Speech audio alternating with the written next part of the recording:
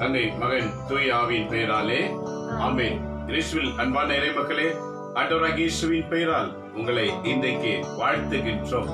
இறைவன் நம்முடன் இருக்கின்றார். ஆகவே இந்த 202வது நாளை ஆண்டவர் காலமே சந்திக்க உதவி செய்திருக்கின்றார். இறைவனுக்கே மகிமை மகத்துவம் உண்டாவதாக. நமக்கு எத்தனை சோர்வுகள் வந்தாலும் நாம் பொருட்படுத்தாமல் அதை நிறைவேற்ற வேண்டும் என்று கடமையை நிறைவேற்றும் போது நமக்குள்ளே ஒரு உள்வுணர்வு எழும்பிக் கொண்டே இருக்கும். அதான் தூய ஆவியானவர்.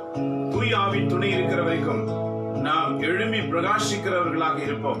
ஆகவே நீங்களும் வல்லமை நிறைந்தவர்களாய் சிறப்பிக்க கண்களை மூடி செபிப்போம். எங்க அன்பு தங்கப்பனே இறைவா, இந்த காலவேளைக்காக உமக்கு நன்றி செலுத்துகிறோம்.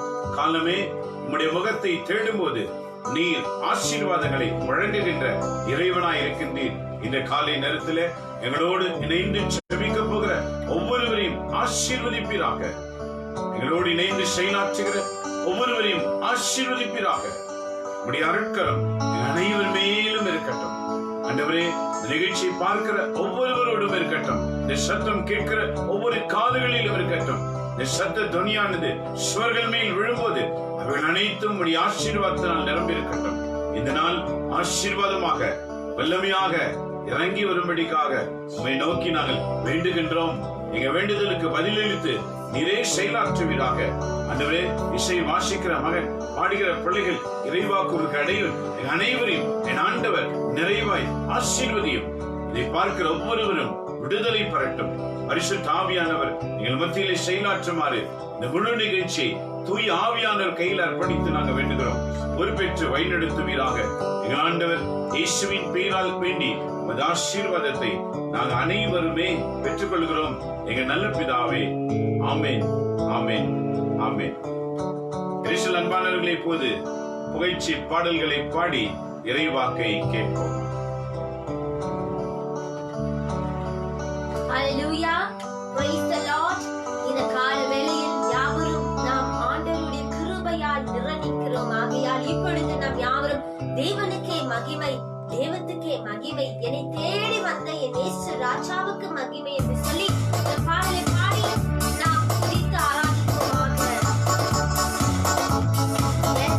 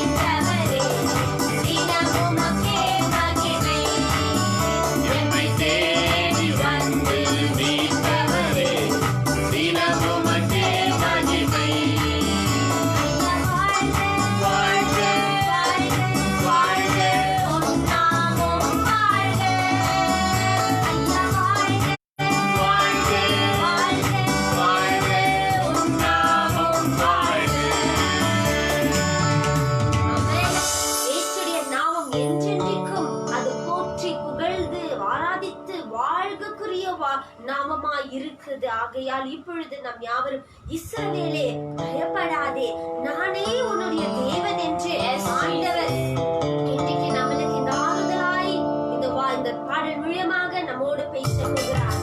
ஹalleluya. யாவரும் கைகளை தட்டி உலகின் ஆழத்தோடு இந்த பாடலை பாடுவோம். Yes, Father Jesus. Amen. Yes, Lord. Thank you, Jesus. It is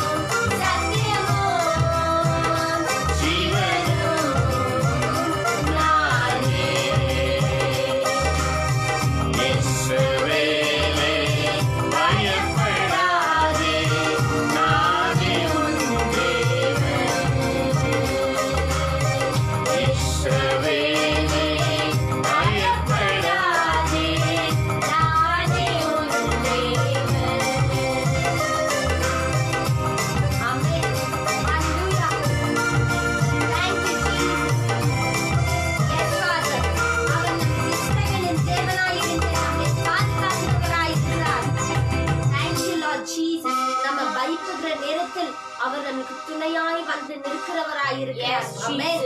அதுக்காகவே அவர் சொல்கிறார், இஸ்ரவேலே நீ பயப்படாதே, ஏனென்றால் நானே உன்னுடைய தேவன், உன் மத்தியில் இருக்கிறேன் என்று வாக்கு கொடுத்திருக்கிறார். Yes God, thank you Jesus. இன்றைக்கு நம்மளை பலப்படுத்தவும் நம்மை ஸ்திரப்படுத்தவும் தேவனாகிய இயேசு நம் மத்தியில் வந்திருக்கிறார். ஆகையால் நம் யாவரும் கண்களை மூடி நாம் உன்னதமான வார்த்தைக்கும் நம்மை பலப்படுத்துவதற்கும் தூய ஆவியானவரை நோக்கி நாம் செபிப்போமாக.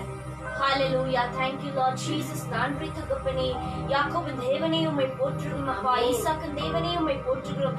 சாய்மோச்சாவே உம்மை போற்றுகிறோம் தகப்பனே. விண்ணையும் மண்ணையும் படைத்த தேவாதி தேவன், இன்று முதல் நான் ஆசீர்வதிப்பேன் சொன்ன தேவாதி தேவன், இந்த நேரத்துல அப்பா ஒவ்வொரு பேர் பேராக நீங்க தொடுவீராக தகப்பனே. ஒவ்வொரு உள்ளத்தை நீங்க ஆராய்ந்து பாரும் ஆண்டவரே. ஒவ்வொரு துக்கமல சந்தோஷமா நீங்க மாற்றுவீராக தகப்பனே. எல்லா இருள்ல இருந்து வெளிச்சத்துக்கு வந்து கொண்டு வரும் இயேசுப்பா. இந்த நேரத்துல தகப்பனே விசேஷமாக இந்த தொலைக்காட்சி பார்த்து கொண்டிருக்கிற ஒவ்வொரு மக்களையும் நீங்க ஆசீர்வதிப்பீராக தகப்பனே. நிறைவாக ஆசீர்வாதம் நீங்க தருவீராக. உடைய கரம் எப்பொழுதும் அவங்க மேல இறங்கட்டும் தகப்பனே. Lord Jesus, they should fill with your power, Lord. Fill them with your strength, Lord. Give them the good health, Lord Jesus.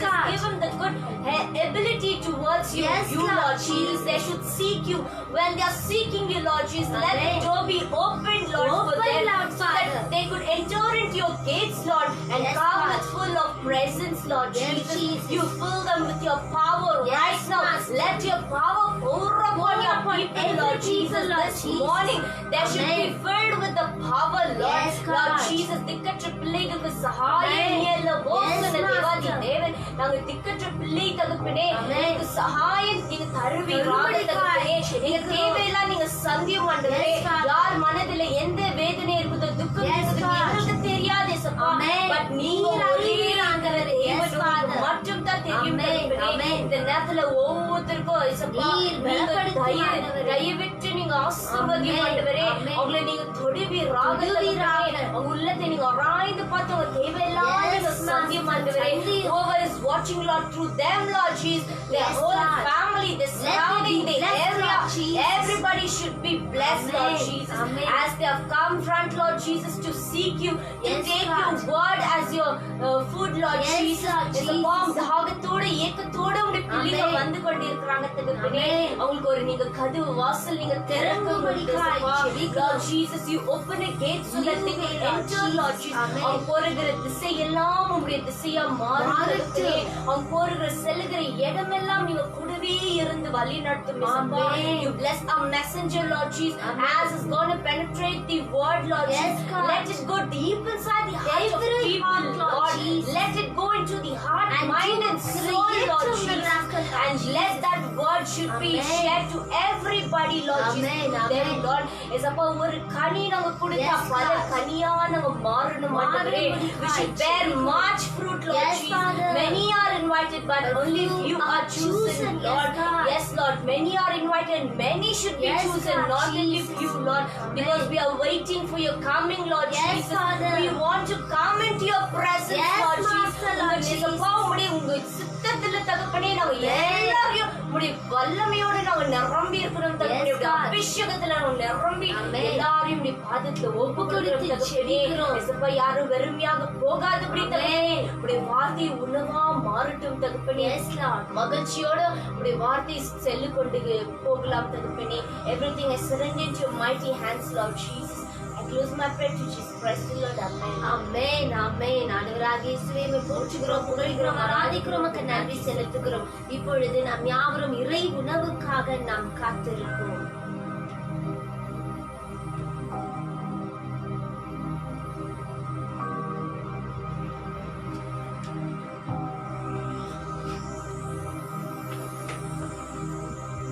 Praise the Lord.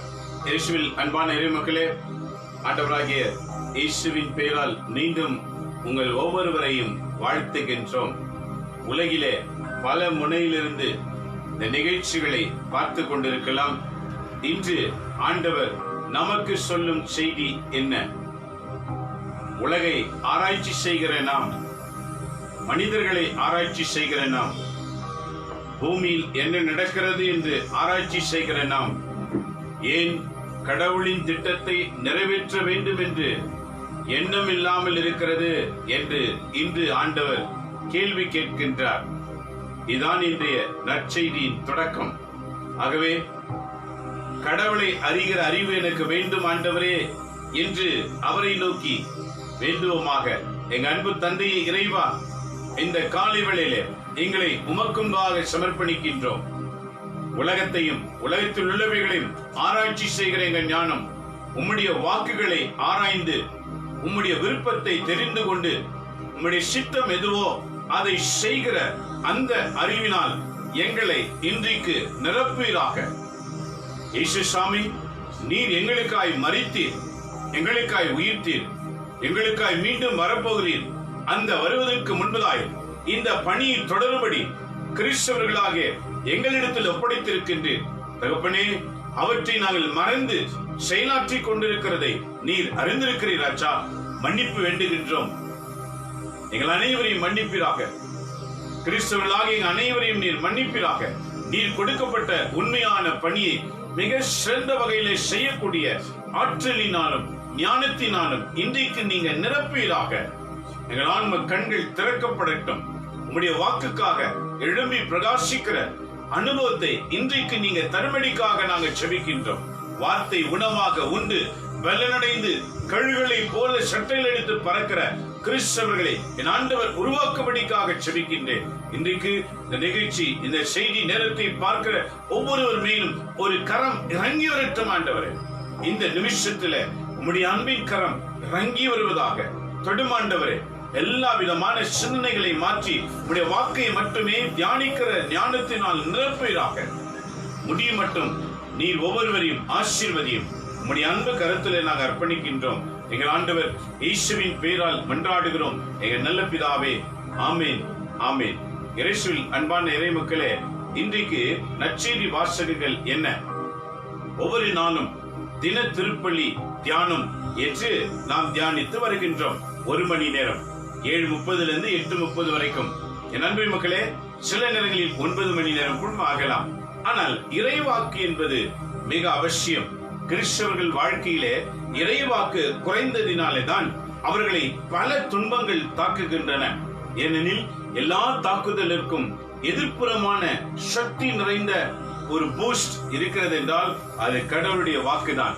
இன்னைக்கு டிவில நீங்க பல பூஸ்டுகளின் விளக்கத்தை பார்க்கலாம். உமன் பூஸ்ட் வந்து விட்டது, மென் பூஸ்ட் வந்து விட்டது, சில்ட்ரன்ஸ் பூஸ்ட் வந்து விட்டது, எஜுகேஷன் பூஸ்ட் வந்து விட்டது. இப்படி பூஸ்ட் பெயரை பலவிதமா பிரித்து பிள்ளைகளுக்கு, பெரியோர்களுக்கு, பெண்களுக்கு என்று கொடுக்கிறதை இன்றைக்கு நாம் டிவி நிகழ்ச்சியில பார்க்கலாம். But I will tell you one thing today. இன்றைக்கு ஒரு செய்தி என்னவென்றால், there is a boost for Christian, there is a boost for me. என்னை பார்த்து ஒரு கேட்டாங்க, உங்களுடைய எப்பவுமே இந்த உணர்ச்சிக்கு என்ன காரணம்? நான் சொன்னேன், பலத்துக்கு ஒரே ஒன்று காரணம் தான். My boost is, my secret of boost is the word of God is my secret of energy. நண்பர்களே, மக்களே, உலகத்திலே பலவைகள் எனர்ஜிக்காக எதையும் முயற்சிக்கலாம். ஆனால் கடவுள் வாக்கு நமக்குள்ளே வரும்போது நாம் எப்பவுமே பலனுள்ளவர்களாகத்தான் இருப்போம். பிரைஸ் தி லார்ட், அல்லேலூயா. ஆகவே அந்த வாக்கு எவற்றுக்கெல்லாம் பூஸ்டா இருக்கும்? கண்ணுக்கு பூஸ்டா இருக்கும், காதுக்கு பூஸ்டா இருக்கும், நாவுக்கு பூஸ்டா இருக்கும், நம்முடைய செயல்களுக்கு பூஸ்டா இருக்கும், நம்ம எலும்புகளுக்கு, நரம்புகளுக்கு, சதைகளுக்கு. எசேக்கியேல் 38 வாசித்து பாருங்க. கடவுள் வாக்கு எசேக்கியேல் வழியா உரைக்க அந்த வாக்குகள் கேட்க கேட்க அந்த சத்தம் அந்த உலர்ந்த எலும்புகளுக்குள் நுழைய ஆரம்பித்தது. கடவுளின் வாக்கு உலர்ந்த எலும்புகள், உடைஞ்சு போன எலும்பெல்லாம் ஒன்னா சேர்க்கிற மருந்து கடவுள் வாக்குக்கு மட்டும்தான் இருக்குது. உடைஞ்சு போன எலும்பெல்லாம் ஒன்னா சேர ஆரம்பித்தது. கடவுள் வாக்கு கேட்கும் போது நரம்புகள் உண்டானது. நரம்பு தளர்ச்சி உள்ளவங்க நிறைய பைபிள் படிக்கணும், அப்ப நரம்பு தளர்ச்சி விலகி போயிடும். கடவுள் வாக்கு கேட்க கேட்க சதைகள் உண்டானது. சர்ம நோய் இருக்கிறவங்க, சர்மத்தில் இருக்கிற நோய் விலகணும்னா கடவுளுடைய வாக்கு அதிகமாக படிக்கணும். கடவுள் வாக்கு திரும்ப கேட்க கேட்க 4 திசையில் இருந்த காற்றுகள் வழியாயிருக்கிற உயிர் அதுக்குள் நுழைந்தது. அவன் ஜீவ மனிதனாக எழுந்து நின்றான். நண்பர்களே, மக்களே, நம்ம உடலில் இருக்கிற எல்லா பாகங்களுக்கும் சக்தி கொடுக்கக்கூடிய ஒரே உணவு one and only through the word of God, கடவுளின் வாக்கு மட்டும்தான். ஆகவேதான் ஆண்டவர் இயேசு முதல் முறையாய் சோதிக்கப்பட்ட 40 நாட்களின் இறுதியில பசாசின் சோதனையில அவர் சொன்ன முதல் வாக்கு, ஒவ்வொரு மனிதர்களும் உணவுக்காக மட்டுமல்ல, கடவுள் வாயிலிருந்து வருகிற ஒவ்வொரு வார்த்தையினாலும் வாழ்வார்கள்.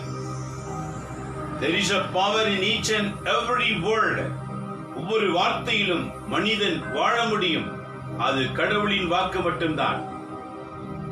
மனிதனுடையதல்ல, விஞ்ஞானிகளுடையதல்ல, ஆராய்ச்சியாளர்களுடையதல்ல, யாரோ ஒரு கவிஞன் எழுதி வைத்த வாக்குகள் அல்ல, கடவுளின் வாக்கினால்தான் உன் உடலில் இருக்கிற உறுப்புகளை பாதுகாக்க முடியும். ஒவ்வொரு உறுப்புகளும் கடவுளின் வாக்குகளினால் உண்டானது என்று நினைக்கிறவன் சுகமாயிருப்பான்.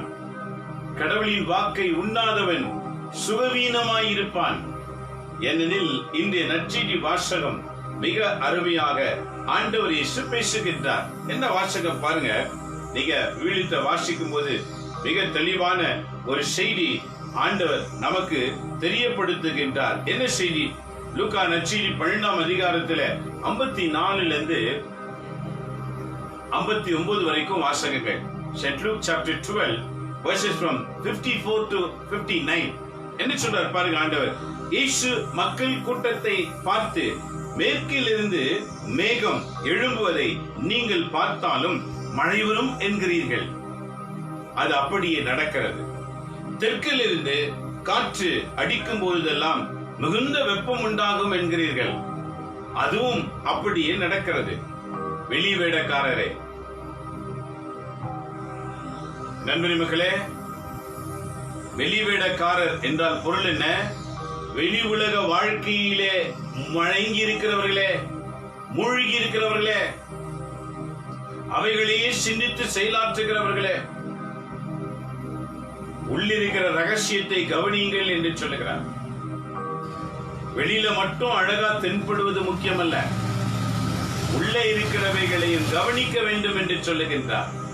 வெளி வேடக்காரரே, நிலத்தின் தோற்றத்தையும் வானத்தின் தோற்றத்தையும் ஆய்ந்து பார்க்க அறிந்திருக்கும் போது இக்காலத்தை நீங்கள் ஆய்ந்து பார்க்காமல் இருப்பது ஏன்? காலத்தில் என்ன நடக்கிறது? பாவம் எந்த அளவுக்கு பெருகி இருக்கிறது? பசாசின் ஆட்சி எந்த அளவுக்கு தலைவிரித்தாடுகிறது? கொள்ளுகிற மனிதர்கள் எத்தனை எழும்பப்பட்டார்கள்? நாசப்படுத்துகிறவர்கள், மோசப்படுத்துகிறவர்கள், அநியாயப்படுத்துகிறவர்கள், அக்கிரமாய் இருக்கிறவர்கள் பெருகிவிட்டார்களே. இவைகளுக்கு இறை மக்களாய் இருக்கிற நீங்கள் என்ன செய்ய போகிறீர்கள்? என் அன்பு கிறிஸ்தவர்களே, இவைகளை ஏன் நீர் காலத்தை ஏன் ஆராய்ந்து பார்க்கவில்லை? இந்த காலத்தில் என்ன நடக்கிறது? This year 2020 is a death year. God reveals to me. இந்த 20ஆம் ஆண்டு மரணத்தின் ஆண்டு என்று சொல்லிவிட்டார். ஏன் இதை காலத்தை நிர்ணயிக்காமல் இருக்கிறீர்கள்? நடக்கிறவைகளை ஏன் நினைவில் கொள்ளாமல் இருக்கின்றீர்கள்? ஏனெனில் நேர்மையானது எதுவென நீங்கள் தீர்மானிக்காமல் இருப்பது ஏன்? நேர்மையானதை வெளிப்படுத்த வேண்டிய கிறிஸ்தவர்கள் நேர்மையற்ற வாழ்க்கையில ஈடுபட்டு நேர்மையற்றவர்களோடு சேர்ந்து நேர்மையற்றவர்களாக கடவுளின் திட்டத்தை நாசப்படுத்திக் கொண்டிருக்கிறீர்கள் என்று ஆண்டவர் இன்றைக்கு நம்மை பார்த்து சொல்லுகின்றார். நேர்மையற்றவர்களோடு உனக்கு என்ன உறவுண்டு? நேர்மையாய் வாழாதவர்களோடு உனக்கு என்ன உறவுண்டு? ஏனெனில் நீங்களும் அதையே செய்வீர்கள் என்றால் ஆண்டவர் வாக்கு சொல்லுகிறது, மாற்றம் பெற வேண்டும். இந்த நற்செய்தி நேர்மையை நிலைநாட்டும்படி கிறிஸ்தவர்கள் எழும்ப வேண்டும். உண்மையை தெரிவிக்கும்படி கிறிஸ்தவர்கள் எழும்ப வேண்டும். சாட்சி பகர்கிறவர்கள் கிறிஸ்தவர்கள் எழும்ப வேண்டும். இதை பார்த்து கேட்டுக்கொண்டிருக்கிற என் அன்பு கிறிஸ்தவர்களே, நேர்மையானது எதுவென நீங்கள் தீர்மானிக்காமல் இருப்பது ஏன்? நேர்மையற்றதையே இன்னும் எத்தனை காலத்துக்கு செய்து கொண்டிருப்பீர்கள்?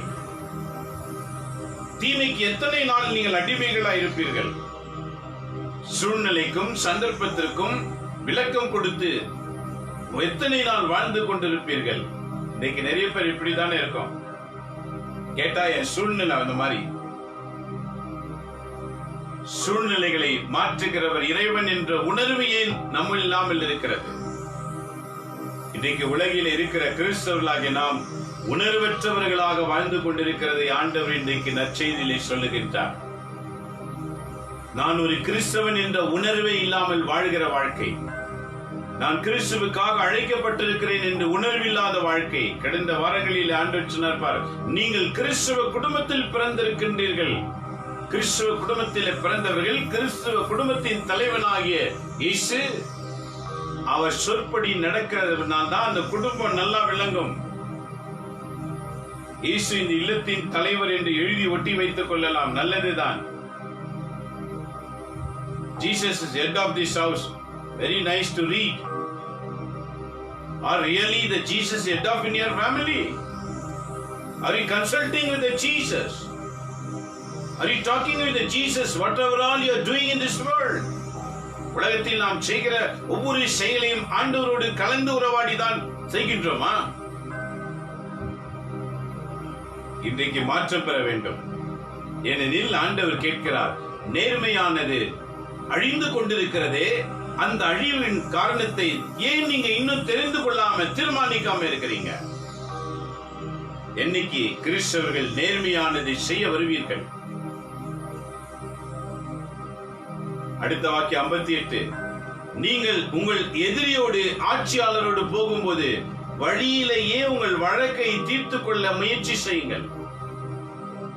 இன்னைக்கு உலகத்தை சுற்றி பார்க்கும் போது நமக்கு எல்லா இடத்திலும் எதிரிகள், எல்லா இடத்திலும் பகையாளிகள், எல்லா இடத்திலும் எல்லாரும் இருப்பார்கள்.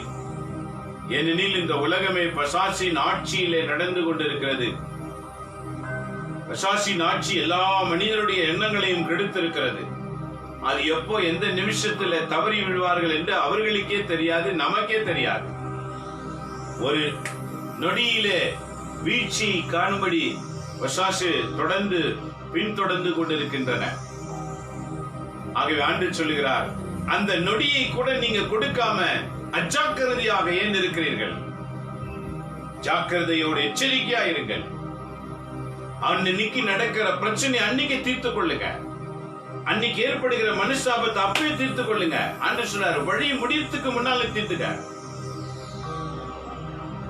எதிரியா இருக்காதே, எதிரியோடு எதிரியா இருக்காதே, மனஸ்தாபத்தோடு இருக்காதே. நேர்மையானதை செய்து நேர்மையாய் வாழ கற்றுக்கொள். வழியிலேயே சரி செய்து கொள், அப்போதே சரி செய் என்று சொல்லுகிறார். நன்றி மக்களே, முடியுமா? மனசு கட்டுப்படுத்த முடியுமா? எப்போது மனதை கட்டுப்படுத்த முடியும்? ஒவ்வொரு நாளும் விவிலியத்தை வாசிக்கும் போது தாங்க மனசை கட்டுப்படுத்த முடியும். திருவிவிலியத்தை வாசிக்காம இருக்கிற வரைக்கும் நம்ம விஷயத்தை நம்மால கண்ட்ரோல் பண்ணவே முடியாது. Not possible. The human cannot controlled by the human nature. The human controlled by only through the word of God. கடவுளின் வாக்கினால் தான் நம்மை நாம் கண்ட்ரோல் பண்ண முடியும். இதை கேட்டுக்கொண்டிருக்கிற நண்பரி மக்களே, ஆண்டவர் சொல்லுகின்றார் தெளிவாக, பாருங்க, ஏன் நீங்க கவனிக்காம இருக்கிறீங்க? நம்மை சுற்றிலும் தீமை நடக்கிறது, நம்மை சுற்றிலும் அநியாயம் நடக்கிறது, ஏன் சொந்த வீட்டிலேயே நடக்கின்றது. கிறிஸ்தவர்கள் ஏன் கவனிக்காம இருக்கீங்க? ஒருவேளை நீங்க சொல்லலாம், கவனித்து என்ன செய்யணும்? ஜெபம் பண்ணு. ஏனெனில் நம் ஜெபத்தை கடவுள் கேட்கின்றார். எந்தெந்த மூலையில எந்தெந்த கிறிஸ்தவர்கள் முழங்காலில ஜெபிக்கின்றார்களோ அந்த முழங்காலின் ஜெபம் நம்மை சுற்றி இருக்கிறவர்கள், நம்முடன் இருக்கின்றவர்கள் எண்ணங்களை மாற்ற ஆரம்பிக்கும். அவங்க முழங்காலில் இருக்கும் போது அதை சுற்றி இருக்கிறவர்கள் மாற்றம் பெறும். இப்படி ஒவ்வொரு கிறிஸ்தவர்களும் முழங்கால் ஜெபங்களை தொடங்கும் போது நாடும் வீடும் கடவுளின் ஆட்சிக்குள் கடந்து வரும். இதுதான் ஆண்டவர் சொல்லுகிறார். இத்தனை பிரச்சனைக்கும் காரணம் என்ன என்று ஏன் நீ கண்டுபிடிக்காமல் இருக்கின்றாய்? ஏனெனில் இன்றைக்கு கிறிஸ்தவ வாழ்க்கை என்பது எப்படி ஆகிவிட்டது? வேடிக்கையாக மாறிவிட்டது. அவை எல்லாமே சடங்காக மாறிவிட்டது, சம்பிரதாயமாய் மாறிவிட்டது, பாரம்பரியம் மாறிவிட்டது. இறை வாக்குக்காக வாழ வேண்டும் என்ற நோக்கத்தில் வாழாமல் இறைவாக்கை நிறைவேற்ற வேண்டும், இறைவன் இதை எனக்கு கொடுத்திருக்கிறார், நான் உயிருள்ளவரை இதை நிறைவேற்றுவேன் என்ற ஒரு எண்ணம் இல்லாமல் வாழ்ந்து கொண்டிருக்கிறதினால்தான் தீமைகள் பெருக ஆரம்பித்தது, அநியாயங்கள் பெருக ஆரம்பித்தது, அட்டுழியங்கள் பெருக ஆரம்பித்தது.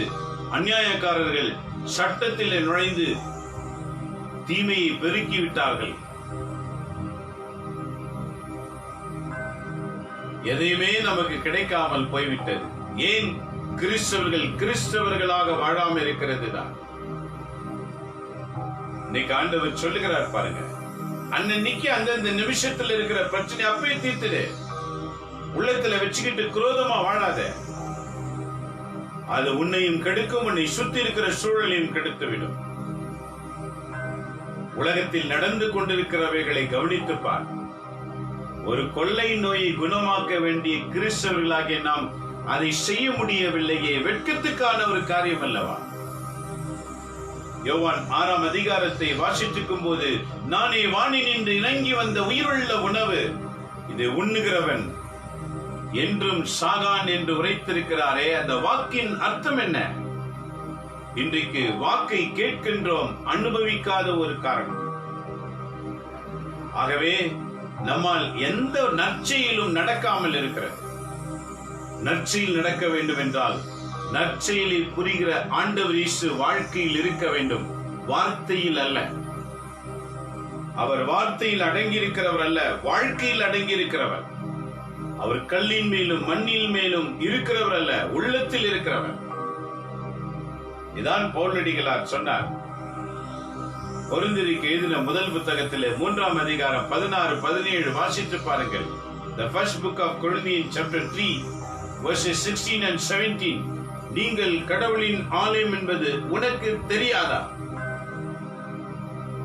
Do you not know that you are the temple of God? You're destroying yourself. Change your attitude. Don't destroy the God's temple. The God's temple is not a constructed building. The God says, you are the God's temple. Each and every Christian must become like a God's temple. நன்றி மக்களே, நாம கடவுளின் ஆலயங்களாக ஒவ்வொருவரும் எழும்ப வேண்டும். நமக்குள் ஆவியானவர் தங்கியிருக்கின்றார் என்று உணர வேண்டும். எப்படி ஆலயத்தை தேடி நோயாளிகள், கஷ்டவாளிகள், துன்பப்பட்டவர்கள், வேதனைப்பட்டவர்கள், பேய் பிடித்தவர்கள் ஐயோ விடுதலை கிடைக்காதா என்று தேடி கட்டடத்தை தேடி வருகிறார்களோ, அது முக்கியமல்ல. ஒவ்வொரு கிறிஸ்தவர்களையும் தேடி வர வேண்டும். கிறிஸ்தவர்கள் தேடி சென்று பெற்றுக்கொள்வதற்காக அனுப்பப்பட்டவர்கள் அல்ல. கிறிஸ்தவர்களை தேடி வருகிற மக்களுக்கு விடுதலை வாங்கி தருவதற்காக அழைக்கப்பட்டவர்கள். இதுதான் இன்றைக்கு ஆண்டவர் சொல்லுகிறார். உணர்ந்து பாருங்கள், உன்னை சுற்றி என்ன நடக்கிறது. உணர்வற்ற கிறிஸ்தவர்களாய் இருக்காதீர்கள். உணர்வற்றவர்கள் செத்தவர்களுக்கு சமமாகிவிடும். என் அன்பு கிறிஸ்தவர்களே, ஒவ்வொரு நாளும் வாக்கை உண்ண ஆரம்பித்து பாருங்கள். உனக்குள்ள ஒரு புத்துணர்ச்சி எழும்பும். அந்த புத்துணர்ச்சி உன்னை பலப்படுத்தி உன்னை சுற்றி இருக்கிற அனைவரையும் பலப்படுத்த ஆரம்பிக்கும். நீ தேடி செல்ல வேண்டியது அவசியம் அல்ல. உன்னை தேடி அநேகரை ஆண்டவர் அனுப்புவார். இயேசு பூமியில் இருந்த போது 90% அவரை தேடிதான் எல்லாரும் வந்தார்கள். ஒரு 10% தான் இயேசு சிலரை தேடி சென்றார். பெத்சாய்தாவுக்கு தேடி சென்றார், சமாரியாவுக்கு தேடி சென்றார், ஒரு சிலரை தேடி சென்றார். ஆனா 90% அவரை தேடிதான் வந்தார்கள். இதே போலதான் கிறிஸ்தவ வாழ்க்கை என்பது. கிறிஸ்தவர்கள் எங்கிருக்கின்றார்களோ அங்கு அவர்களை தேடி பலர் வரம்படிக்காக ஆண்டவர் உன்னை உயர்த்த காத்திருக்கிறார். ஆனால் நீயோ வாக்கு காது கேட்கிறது, கண்கள் பார்க்கிறது, அது செயல் இழந்து போயிருக்கிறது.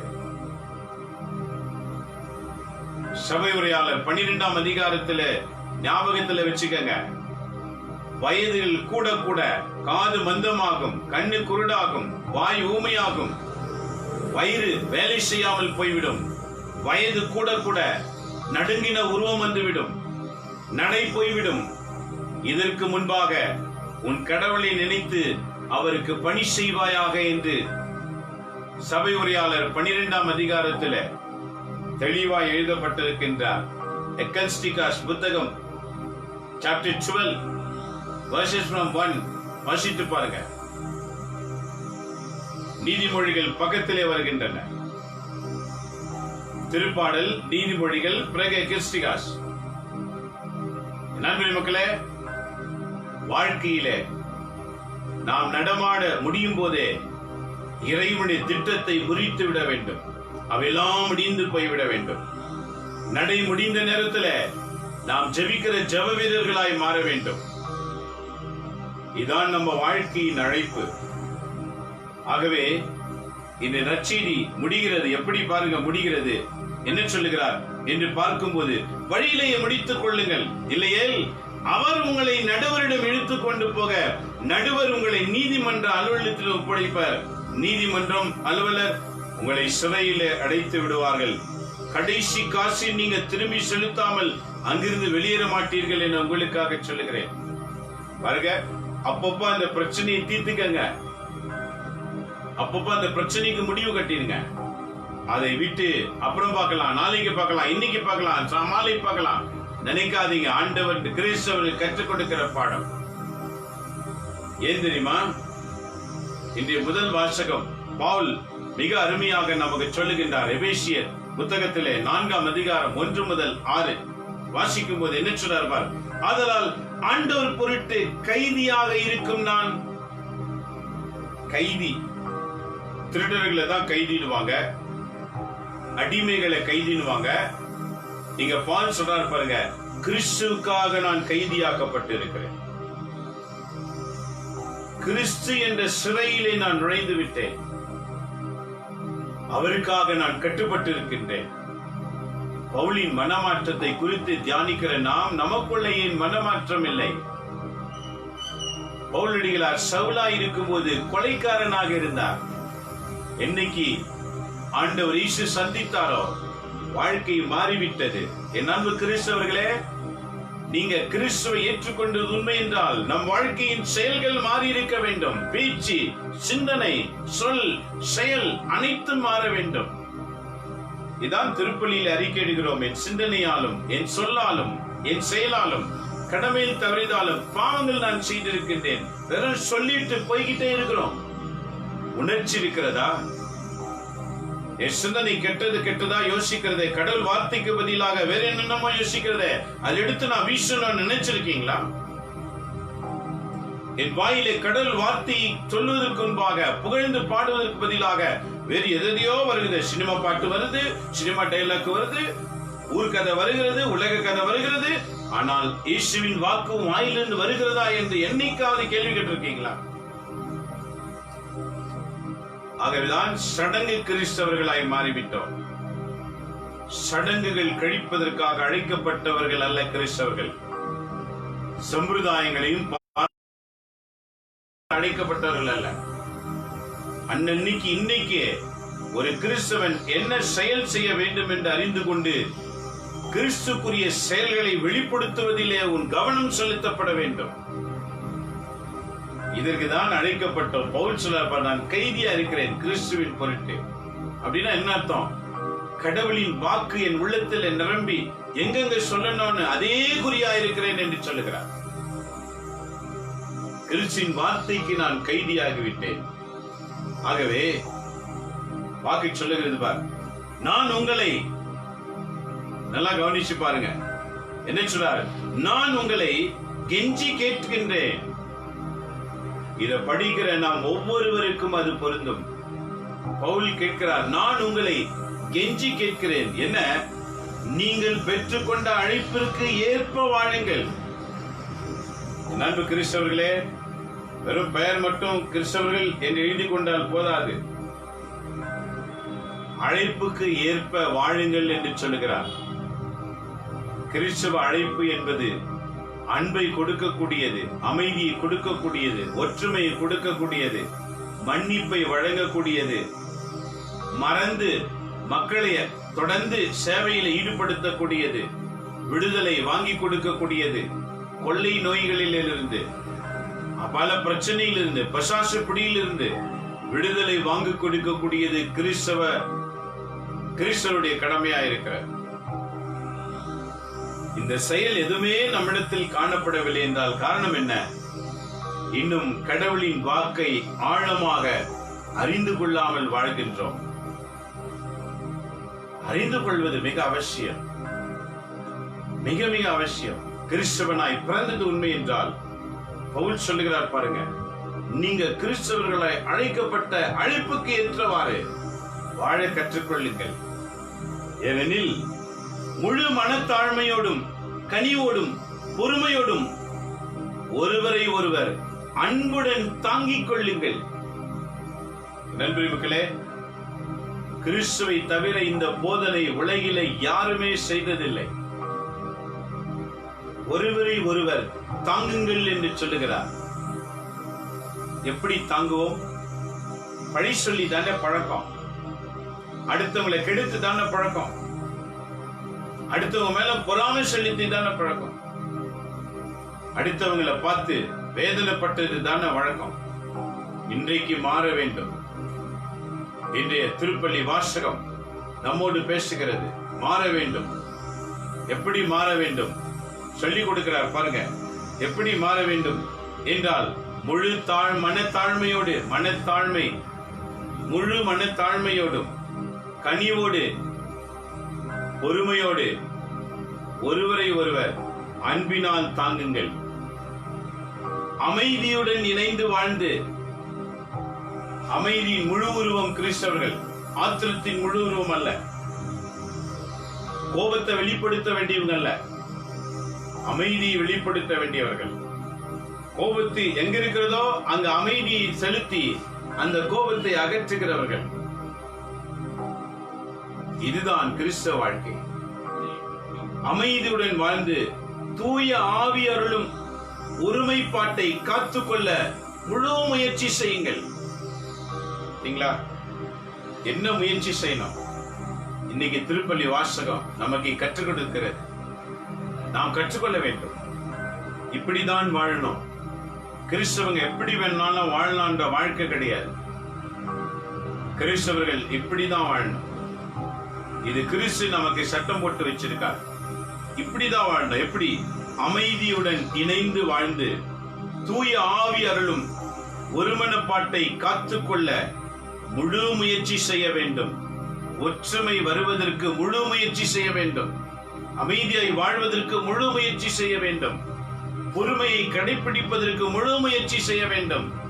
ஒருவரை ஒருவர் தாங்குவதற்கு முழு முயற்சி செய்ய வேண்டும். பல நேரங்களிலே தோல்வி ஏற்படலாம், சங்கடங்கள் ஏற்படலாம், இல்ல பிரச்சனை ஏற்படலாம். கிறிஸ்தவர்கள் அங்கு இருப்பது உண்மை என்றால் அவை எல்லாவற்றையும் தாண்டி ஒற்றுமையை கொண்டு வரதான் முயற்சிக்க வேண்டும். இதுதான் நம்முடைய அழைப்பு. இதுதான் இன்னைக்கு முதல் வாசகத்தில் சொல்லுகிறார். உங்க அழைப்புக்கு ஏற்ப வாழ கற்றுக்கொள்ளுங்கள். அந்த அழைப்பு என்ன? முழு மனதோடு கனிவோடு பொறுமையோடு அமைதியோடு இணைந்து ஒருவரை ஒருவர் தாங்குவது. அது யார் கொடுப்பார்? தூய ஆவி கொடுப்பார். தூய ஆவி நமக்குள்ள இருந்தாதான் இப்படி நாம வாழ முடியும். தூய ஆவியானவர் இல்லை என்றால் எப்போது பார்த்தாலும் பிரித்து தான் பேசுவாங்க. முன்னால ஒரு பேச்சு பேசுவாங்க, பின்னால இன்னொன்னு பேசுவாங்க. தன்னை காப்பாற்றிக்கும்படி மற்றவங்க மேல பழிய போட்டுடுவாங்க. தான் நெருங்கி இருக்கிறான்னு சொல்லி மற்றவங்களை விலக்கிடுவாங்க. இது கிறிஸ்தவ வாழ்க்கை அல்ல. இன்றைக்கு அழைக்கப்பட்ட அழைப்பின் கிறிஸ்தவ வாழ்க்கை எப்படி இருக்கணும்னு சொல்லி தராரு. ஒற்றுமை இருக்கணும், அமைதி இருக்கணும், ஒருவரை ஒருவர் தாங்குகிற குணம் இருக்கணும். என் நண்பரி மக்களே, இவற்றிலே நாம் முழு முயற்சி செய்யணும்னு சொல்லி தராரு. தோல்வி வந்தாலும் வெற்றி பெறுகிற வரைக்கும் முயற்சிக்கணும். அது விட்டுவிடவே கூடாது. ஆகவே நீங்கள் ஒரே எதிர்நோக்கு கொண்டு வாழ அழைக்கப்பட்டிருக்கிறீர்கள். ஒன் அண்ட் ஒன்லி, ஒரே எதிர்நோக்கு. அப்படின்னா என்ன அர்த்தம் சொல்றாரு பாரு. ஒரே எதிர்நோக்கு இருப்பது போல உடலும் ஒன்றே, தூய ஆவியும் ஒருவரே. அவ்வாறே ஆண்டவர் ஒருவரே. நாம் கொண்டுள்ள நம்பிக்கையும் கூட ஒன்றுதான். அது திருமுழுக்கு கூட ஒன்றுதான். பல திருமுழுக்கு கிடையாது.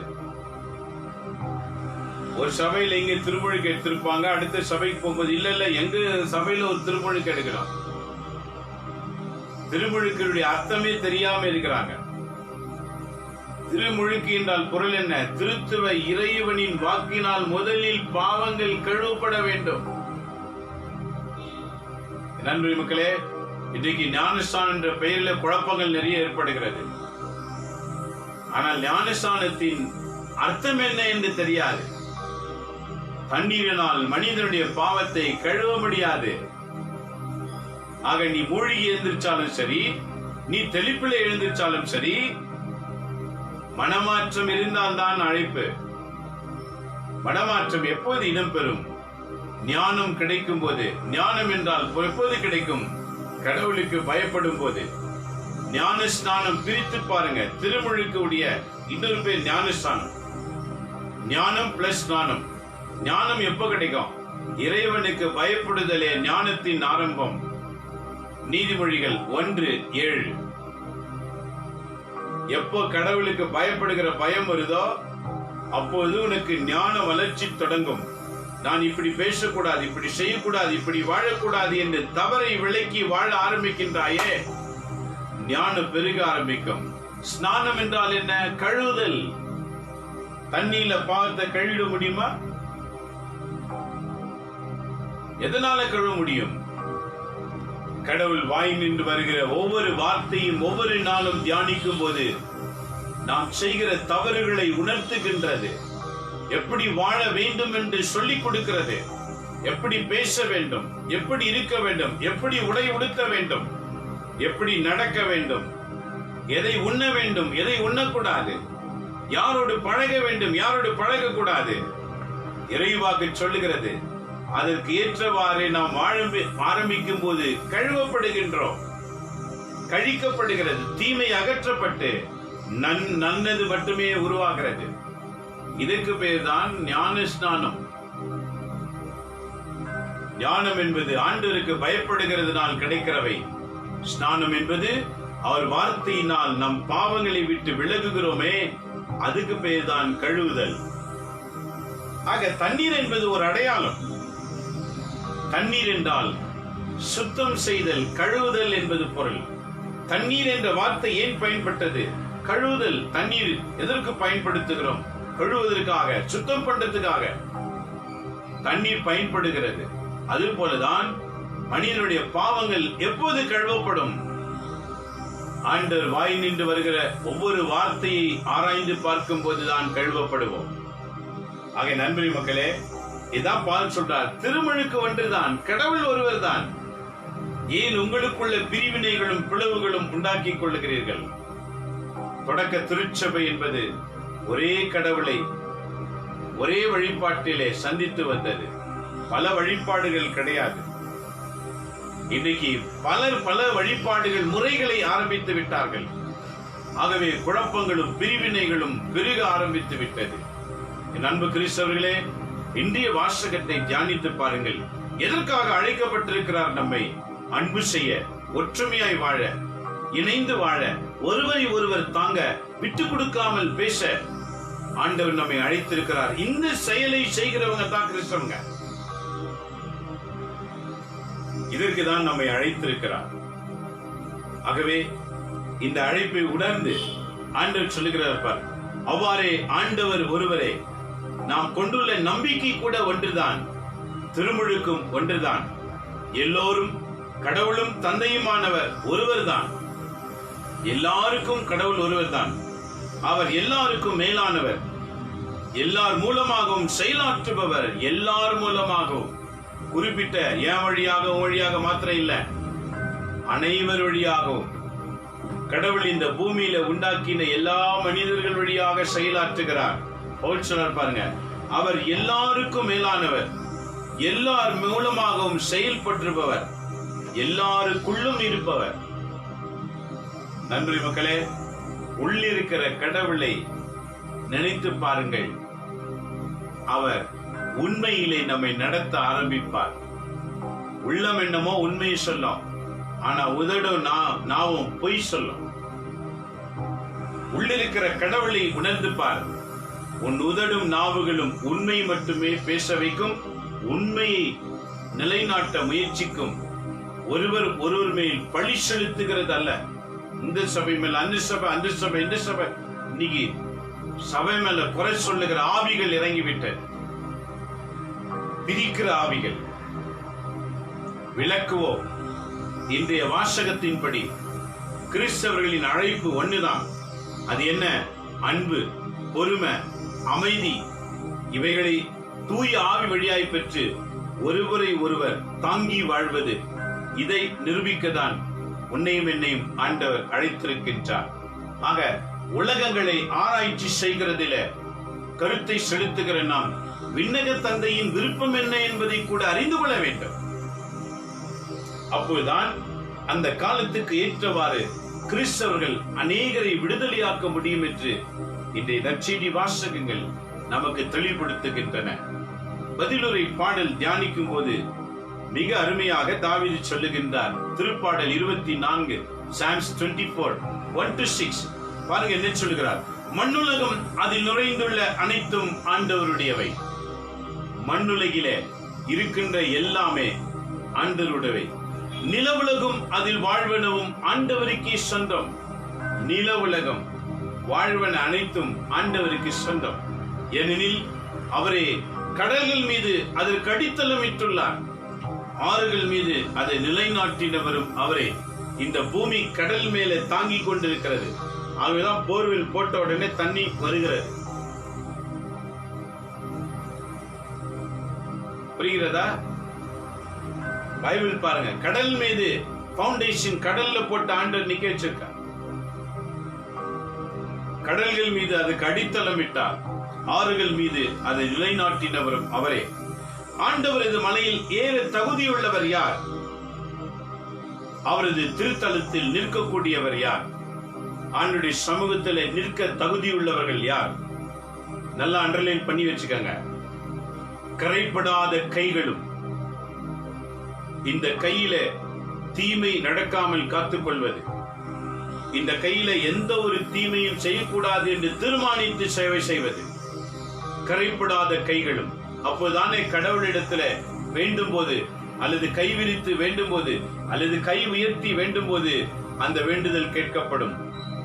கை உயர்த்தும் போதும், கை விரிக்கும் போதும், கை வணக்கம் செலுத்தும் போதும் இவைகளிலே நன்மை நடக்க வேண்டும் என்றால் இந்த கையிலே கரைப்படாத காரியங்கள், பாவப்படாத கரங்களா இருக்கும். தப்பு கணக்கு எழுதாம, தப்பாம சம்பாதிக்காம, எவரையும் அடிக்காம, துன்புறுத்தாம நன்மை மட்டுமே செய்ய இந்த கரங்கள் வேண்டும். அப்படிப்பட்டவங்க வணங்கினால் தான் வணக்கம் ஏற்றுக்கொள்ளப்படும். இரண்டாவது, கரைப்படாத கைகளும் மாசற்ற மனமும். உள்ளத்திலே மாசினா பாவ குரோதம் இல்லாத இருக்கிற மனுஷன். மாசற்ற மனமும். பொய் தெய்வங்களை நோக்கி தம் உள்ளத்தை உயர்த்தாதவர்களும். எது தெய்வம் எது தெய்வம் அல்ல என்று அறிந்து கொள்ள வேண்டும். கடவுளுக்கு கொடுக்க வேண்டிய ஸ்தானத்தை நாம் எவருக்கும் கொடுக்க முடியாது. அதுவும் கடவுள் என்றால் யார்? தந்தை, மகன், தூய ஆவி. தொடக்கத்தில் யெகோவா என்றும், தேவன் என்றும், இறைவன் என்றும், கடவுள் என்றும் வெளிப்பட்டவர். புதிய ஏற்பாட்டிலே அதே பெயர் மாற்றம் பெற்று இயேசு என்றும், இம்மானுவேல் என்றும், இரட்சகர் என்றும், மீட்பர் என்றும் வெளிப்பட்டார். அதே ஆண்டவர் மக்களை தனிமையாய் இருப்பது நல்லது என்று சொல்லி தூய ஆவி என்றும், துணையாளர் என்றும், தேற்றவாளன் என்றும் வெளிப்பட்டார். இவர்தான் உன்னத ஆவியானவர். இவர்களை தவிர பூமியிலே கடவுள் என்று சொல்லிக்கொள்ள எவரும் கிடையாது.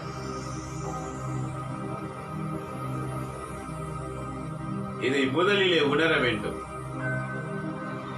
உன் உள்ளம் உண்மையான கடவுள் யார் என்று அறிந்து அவருக்காக வாழ தீர்மானிக்க வேண்டும். தீர்மானிக்காத வரைக்கும் நம்முடைய ஜெபங்கள் அந்த உன்னத கடவுளத்தில் போய் சேர முடியாது. பொய் தெய்வங்களை நோக்கி வழிபாடு செலுத்தாதவர்கள். அடுத்து, வஞ்சக நெஞ்சோடு ஆணையிட்டு கூறாதவர். இவரே ஆண்டவரிடம் ஆசி பெறுவர். தம் மீட்பராம் கடவுளிடமிருந்து நேர்மையாளர் என தீர்ப்பு பெறுவர். அவரை நாடுவோரின் தலைமுறையினர் இவர்களே. யாக்கோபின் கடவுளது முகத்தை தேடுவோர் இவர்களே. நண்பரி மக்களே, கடவுள்கிட்ட போய் நிக்கணும்னா கூட 4 தகுதி வேணும். உனக்கு வேலை கிடைக்கணும்னா நீ எந்த வேலை தேடுறியோ அதுக்கான தகுதி உனக்கு இருந்தா தான் அந்த வேலை கிடைக்கும். டெஸ்ட் இருக்குது இல்ல, இன்டர்வியூ இருக்குது இல்ல, அந்த இன்டர்வியூல நீ தகுதியா இருந்தா தானே உன்னை தேர்ந்து கொள்கிறாங்க. எல்லாம் இந்த அடிப்படையின் வசனம் தான். கடவுள் முன் நிற்க கூட தகுதி வேணும். எல்லாரும் நிக்கலாம், எல்லாரையும் ஆண்டவர் ஏற்றுக்கொள்வார். ஆனால் அவற்றில கூட என்ன இருக்கணும்னு சொல்றாரு பாருங்க, கரைப்படாத கைகள். இந்த கையில இதுவரைக்கும் செய்த தவறுக்காக ஆண்டவரிடத்துல மன்னிப்பு கேட்க வேண்டும். ஆண்டவரே, நான் செய்திருக்கிறேன், இதை மன்னித்து முதலிலே மாற்றம். ஏனால் யாரு காலில் விழுந்தாலும் நல்லாயிருன்னு சொல்றது இதுதான் முதல்ல. இந்த கையில 1000 பாவம் செஞ்சுட்டு நல்லாயிருன்னா அப்படி நல்லா இருப்பாங்களா? அவங்க நாசமாயிடுவாங்க. நல்லா இருக்கணும்னா இந்த கையில் இருக்கிற தீமையெல்லாம் விலகணும். அப்போதான் இந்த கரங்களில கைட்டு செய்கிற வேலை ஆசீர் பெறும் என்று சொன்னது நடக்கும். என் அன்பு மக்களே, 1 கரைப்படாத கைகள், 2 உள்ளத்திலே குரோதம் இல்லாத வாழ்க்கை, 3 பொய்யான தெய்வங்கள் என்று நினைத்து உண்மையானவர் யார் என்று அறிந்து வழிபாடு நடத்த வேண்டும். 4 வஞ்சக நெஞ்சு உள்ளத்தில் இருக்கக்கூடாது. குரோதம், பழி வாங்குற எண்ணம் இருக்கவே கூடாது. பகையாளி என்று உனக்கு யாருமே இருக்கக்கூடாது. யார் முகத்தை பார்த்தாலும் நீ பாசத்தையும் அன்பையும் மட்டும் கொடுக்கிறதா தான் இருக்கணுமே தவிர பகையை கொடுக்கிறவங்களா இருக்கக்கூடாது என்று சொல்லுகிறார்.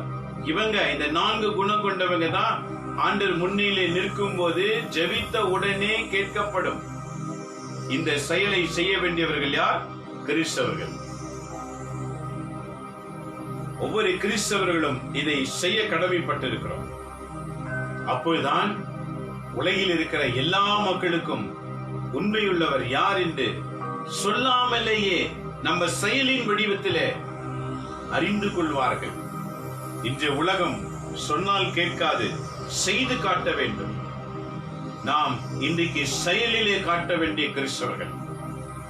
ஆகவேதான் ஆண்டவர் நற்செய்தியிலே சொன்னார், காலத்தை நிர்ணயிக்கிற நீங்கள் அந்த காலத்துக்கு ஏற்றவாறு கடவுளை எப்படி வெளிப்படுத்துவது என்று ஏன் அறியாமல் இருக்கிறீர்கள்? இதான் பவுலடிகளார் முதல் வாசகத்திலே சொன்னார், உங்க அழைப்புக்கு ஏற்றவாறு வாழ கற்றுக்கொள்ளுங்கள். கிறிஸ்துவுக்காக அழைக்கப்பட்ட நீங்க என்ன போல கிறிஸ்துவுக்கு கைதியா இருங்க. தாவீது பதிலுரை பாடலிலே சொன்னார், கரைப்படாத கைகளும் மாசற்ற உள்ளமும் பொய் தெய்வங்களை நோக்காத எண்ணமும் வஞ்சக நெஞ்சோடு வாழாதவர்கள் ஆண்டவர் முன் நிற்கும் போது ஆண்டவர் உடனே பதிலளிக்கிறவராய் இருக்கின்றார். என் அன்பு மக்களே, பல தேவைகள் இருக்கின்றன. அவைகள் சந்திக்கப்படணும்னா நாம முதல்ல திருந்தி வாழணும். நாம் திருந்தினால் இந்த நாடு, நம்ம வீடு, நம்ம ராஜ்யம், இந்த உலகம் ஆண்டவரிடத்திலே கண்டிப்பாக வரும். ஆக ஒவ்வொரு கிறிஸ்தவர்களும் கிறிஸ்துவுக்காக வாழ தீர்மானிப்போம். பவுல் போல ஆண்டவர் வார்த்தைக்கு நான் கைதியாக இருப்பேன். இனிமே பரிசுத்த ஆவி வேண்டும் என்று கேட்பேன். அந்த பரிசுத்த ஆவி உள்ளே வந்தாதான் இந்த செயல்கள் எல்லாம் செய்ய முடியும். ஆகவே இந்நாள் வரை என்னென்ன விண்ணப்பத்துக்கு கேட்டு நீங்க ஆண்டவர் வேண்டினீர்களோ எல்லா விண்ணப்பத்தையும் நிறுத்திடுங்க. ஒரே ஒரு விண்ணப்பம், அது என்ன? பரிசுத்த ஆவி எனக்கு வேண்டும். தூய ஆவி நமக்குள் வந்துவிட்டாலே நம்ம செயல் தூய்மையாகும், நம்முடைய பேச்சு தூய்மையாகும். நாம எல்லாத்தையுமே பாசத்தோடு அரவணைக்கிறவங்களா மாறிவிடுவோம். இந்த மாற்றத்தை கிறிஸ்தவர்களாக நாம் செய்ய ஆரம்பிக்கும் போது உலக மக்கள் ஆண்டவருக்கு சொந்தமாவார்கள். ஆகவே நம்மை நாமே உணர்ந்து இன்றைய வாசகத்தின்படி நம்மை ஆண்டவருக்கு ஒப்பு கொடுத்து ஜெபிப்போம். கண்களை மூடுவோம். எங்க அன்பு தந்தையே இறைவா, இந்த வேலைக்காக உம்மை போற்றுகிறோம். என்னோடு இணைந்து இந்த வாக்குகளை தியானத்திலே பங்கு கொண்ட ஒவ்வொருவருக்காக ஜெபிக்கிறேன். ஆண்டவரே, ஒவ்வொருவரையும் நீர் ஆசீர்வதிப்பீராக. இன்றைய தின திருப்பலி வாசக தியானத்தில் பங்கு கொண்ட ஒவ்வொருவரையும் நீர் ஆசீர்வதியும். கேட்கிற காதுகள் திறக்கப்படுவதாக. எப்பத்தா என்று சொல்லி திறக்கப்படட்டும் ஆண்டவரே. உள் உணர்வுகள் தட்டி எழுப்பப்படுவதாக. ஒரு நல்ல கிறிஸ்தவனாக பூமியிலே வாழ்வதற்கு ஒரு எழுப்புதலை நீர் தருவீராக. இதை கேட்கிற அனைவரும் உம்முடைய வார்த்தைக்கு ஏற்றவாறு வாழ வேண்டும் என்று தீர்மானிக்கிற எண்ணத்தை தருவீராக. உமது பிள்ளைகளை ஆட்டி படித்துக் கொண்டிருக்கிற பொல்லாத கிரியைகள், பாவத்தின் செயல்பாடுகள் இந்த நிமிஷத்துல இயேசுவின் பெயரால் அவை பிடுங்கெறியப்படுவதாக. பரிசுத்த ஆவியானவரே, நீர் எங்களை நடத்தும்படி அல்லவா உலகுக்கு அனுப்பப்பட்டிருக்கிறேன். இன்றைக்கு என்னோடு வேண்டுகிற ஒவ்வொருவர் மேலும் பரிசுத்த ஆவியானவர் இறங்குவீராக. இனிமேல் தூய்மையான செயல்கள் செய்ய மாசற்ற உள்ளமாய் வைத்துக் கொண்டு அநேகருக்காக வேண்டுதல் செய்து விடுதலை வாங்கி தருகிற கிறிஸ்தவர்களை எழுப்புவீராக. இந்த தேசத்தில, இந்தியாவில எத்தனை முனையிலிருந்து இந்த ஜெபத்தில் கலந்து கொண்டிருக்கிறார்களோ அவங்க வேண்டுதலுக்கு இப்போதே பதில் தாங்க ஆண்டவரே. அயல் நாடுகளில் இருந்து இந்த ஜெபத்திலே கலந்து கொண்டிருக்கிற ஒவ்வொருவரையும் இருக்கிற இடத்திலேயே ஆசீர்வதிப்பீராக. ஆசீர்வதியும் ஆண்டவரே. எல்லா நாடுகளுக்காக நாங்கள் ஜெபிக்கிறோம். உலக நாடுகளுக்காக நாங்கள் ஜெபிக்கிறோம் ஆண்டவரே. உலக நாடுகளில் இருக்கிற ஒவ்வொரு தலைவர்களுக்காக நாங்கள் ஜெபிக்கிறோம். We pray for throughout the world, the nation leaders, the president. Lord, we surrender to you, God. Bless all the nation leaders, Lord Jesus. Lord, give your knowledge to them to lead the people according to in your righteous way, Lord Jesus. To protect in all the difficulties, give your knowledge to all the nation leaders. We pray now, Lord. We remember throughout the world, Lord, how many nations are there. We bring under to you, God. Bless abundantly, Lord Jesus. Pour out your spirit, Lord. Bless, Lord Jesus. We're all facing the difficulties in throughout the world. We bring under to you, God. Bless, Lord Jesus. Stretch out your hand upon them and touch and heal, Lord. Especially, we pray for the killing disease, Corona, Lord. It's spreaded in the world. Lord, we're all seeking you, Lord Jesus. We're all going to see your face. Heal them right now, Lord. They may be in the hospitalization. They may be at home quarantine. They may be anywhere in this place, Lord Jesus.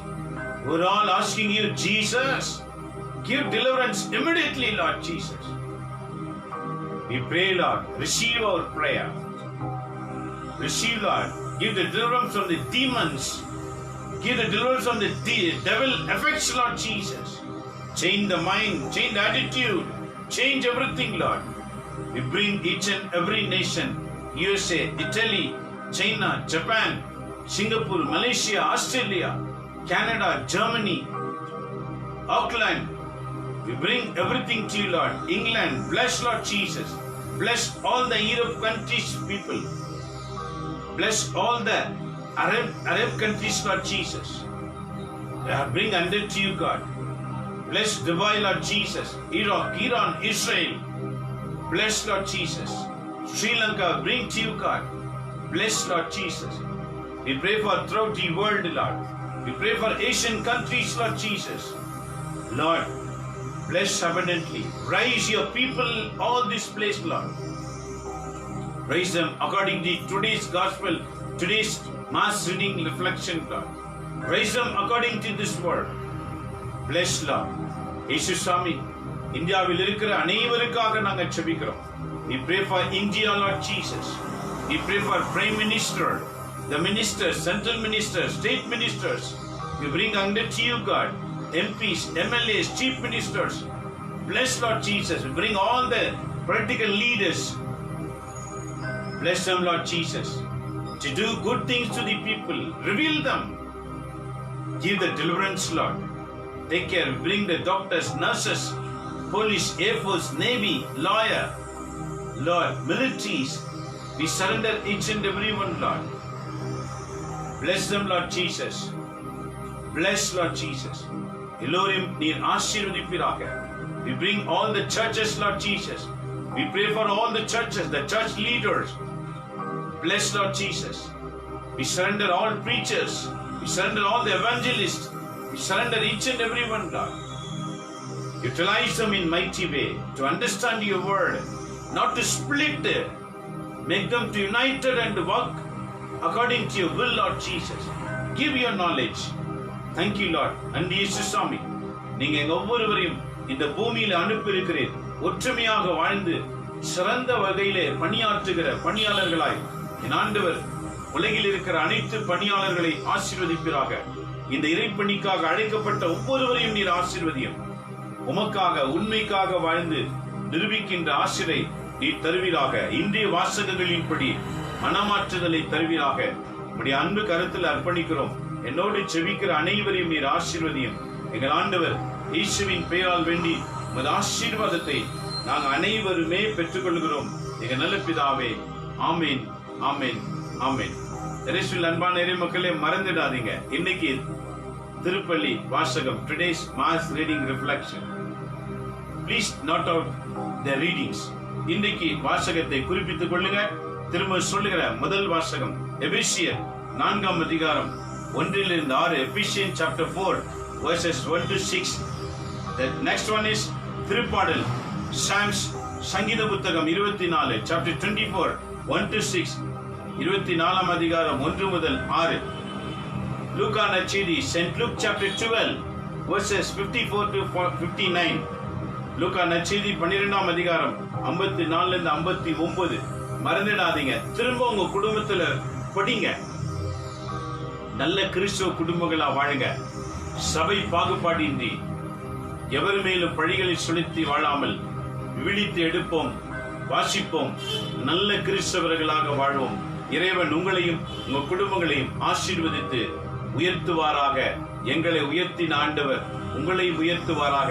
நாங்கள் காலமே 6 மணிக்கு ஜெபத்தை தொடங்கி 7 மணிக்கு முடித்து பிறகு இந்த online ஜெபத்துக்கு 7:30 வருகிறோம்.